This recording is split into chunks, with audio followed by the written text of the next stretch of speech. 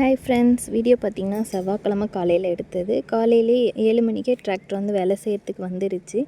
டிராக்டரை வேடி பார்த்துட்டு எல்லோரும் ஒரு கப் ஸ்ட்ராங்காக டீ வச்சு குடித்தோம். இப்போ கிளைமேட் பார்த்திங்கன்னா மழை வெயில்னு மாறி மாறி வரனால வீட்டில் எல்லாத்துக்கும் சளி பிடிச்சிருந்துச்சி. இது மாதிரி ரசம் வச்சு செஞ்சு சாப்பிட்டு பாருங்கள், சூப்பராக கேட்கும். அதுக்கு ஒரு ஸ்பூன் கொள்ளு, ஒரு ஸ்பூன் ஜீரகம், ஒரு ஸ்பூன் மிளகு, ஒரு 4-5 பல் பூண்டு, கொஞ்சம் கொத்தமல்லி, வர கொத்தமல்லி இருக்குது பார்த்திங்களா, அதெல்லாம் போட்டு நல்லா ஃபைனாக கிரைண்ட் பண்ணி வச்சுக்கோங்க.